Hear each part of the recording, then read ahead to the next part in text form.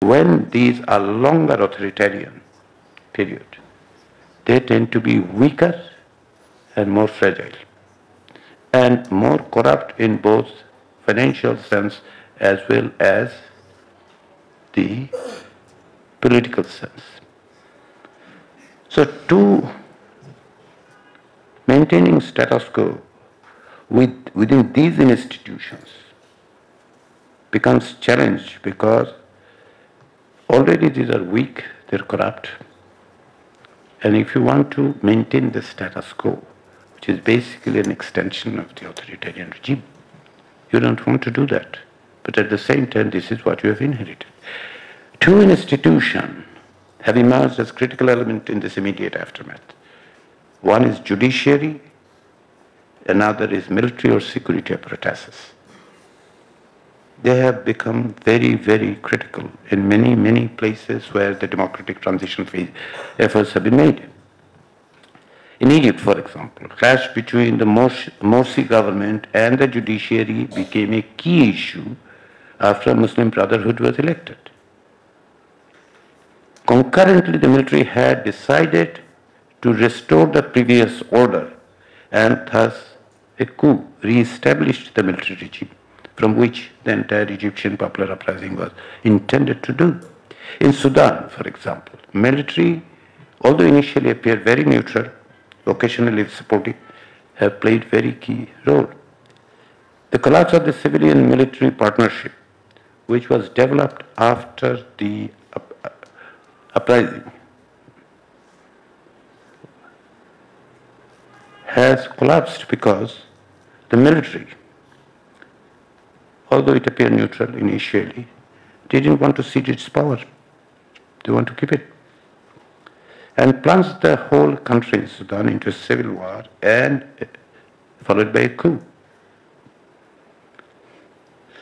Now, in Tunisia, the military has remained on the sideline except on security issues and protected its corporate interest, which impeded democratic transition, although didn't derail it altogether. Later we saw some backsliding, but immediately aftermath we didn't in a shorter period. In Sri Lanka, on the other hand, military remained aloof to the changes.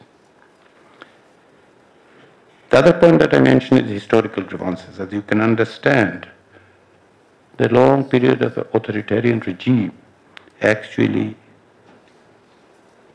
perpetrate injustices, human rights violation, and in many instances, that is the autocratic regime is engaged with large-scale human rights violation. In some cases, they are nothing short of crimes against humanity. As we all know, in case of Bangladesh, the crimes against humanity has been perpetrated. Now, so where there are ethnic differences in Middle East or elsewhere, including Sri Lanka, what we have seen that ethnic or religious group or region became more targeted during the authoritarian regime. There's one dimension to it, but large-scale human rights violation is already there. So, post-uprising, the transition government, and in post-conflict situation as well, we have seen the effort of truth and reconciliation process. Now, either truth and reconciliation processes have been established, or in some cases, they have made legal reforms so that they can address the situation. What happened is this, that if we look at the Truth and Reconciliation Commission globally, what we gather is this, that the result is at best mixed. In case of South Africa, we have seen it succeeded to a great extent. In case of El Salvador, it didn't. And El Salvador is not an exception.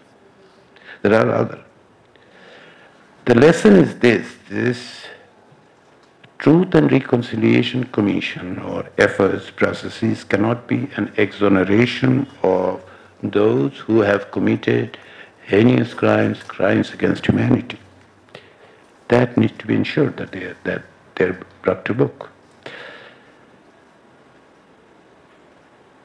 The next one that I mentioned is inclusive participation. And inclusive participation is a serious challenge in the democratic transition. Why? There's no disagreement. The diverse groups should be participated, all voices should be incorporated.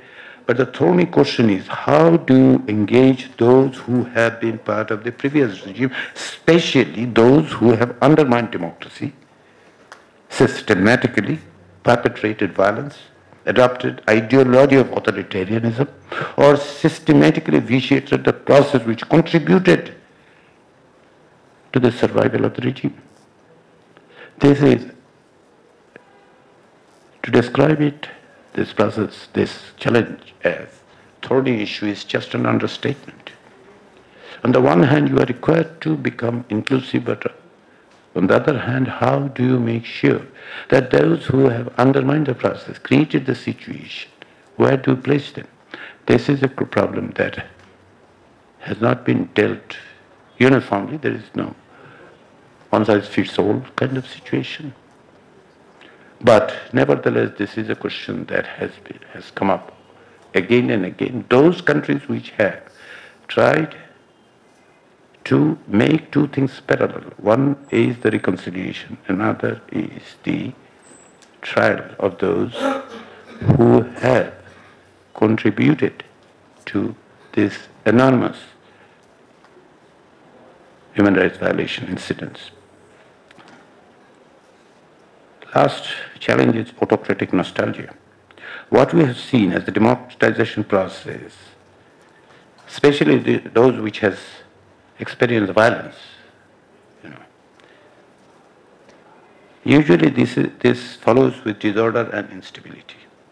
When there are violent episodes or large-scale violence associated with the popular uprising. So what happened is, subsequently, you'd see some disorder, law and order, economic crisis. Some citizens tend to long for the stability that they have seen. Because in many instances, and if you allow me, I can say in most instances, authoritarian regime provides a quote-unquote stability because it suppresses any kind of discontent. Brutally, dissent is completely pushed on the margin, sometimes underground. So you see a stability. And that is what becomes a point post-transition. Because some people think that, look, here is the disorder. Wasn't I better before? This is what I call the autocratic nostalgia. In recent years, we have seen this phenomena in some of the Middle East and North Africa region. Tunisia is a case in point that I mentioned. And this is a result of two-pronged thing. Number one is the campaign of misinformation and disinformation vis-a-vis the current government. And all this, what I'm saying, is largely drawn on the experience of other countries. I haven't talked about Bangladesh yet. Yeah. Because the supporter of the deposed regime engage in deliberate effort to resist democratic reform and undermine any kind of consolidation of democracy. So it is them who contributes to this disinformation unless the government succeeds in countering those with fact and provide some semblance of stability or law and order. It becomes a very serious challenge. Now, these are the lessons that we can draw. As I say, 60% of them not succeeding, 40% or so succeeding. So where these things have been addressed properly, then it is largely we have seen the transition into democracy. Where some or many of these couldn't be addressed properly, that has resulted in a reversal. Success has been just reversed into, Egypt is a case in point, into military regime or something of that kind, or they plunged into a very chaotic situation, civil war. Iraq is a case in point. But where these are maintained, even before 2000, in large measure, there will be sporadic incident. There has been. Sri Lanka is a case in point. Or even previously, if you look at the transition in whole Eastern Europe scenario, they succeeded to a great extent because this was somehow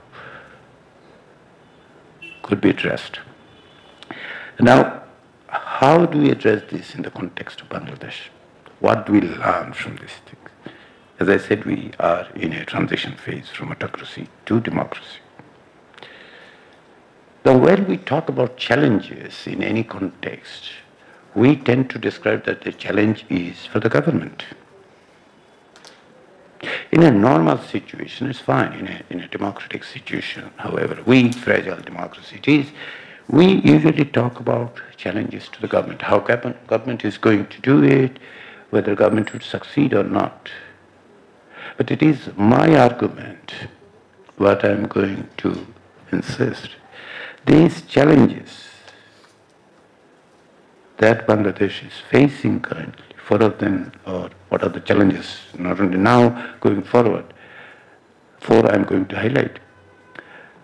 There are challenges for the government, of course. I mean, day-to-day governance issues there, isn't it? Police has to be on the street, shops has to be open, and so on and so forth. But those are the governance, immediate governance issues. But what I would urge, and what I would insist, that when a country is undergoing a democratic transition, as we are, the challenges to the process should not be viewed as a challenge of the government alone. Rather, where we are standing today in 2025, when we are amid the transition process, I think these 4 challenges are to the political class of this country.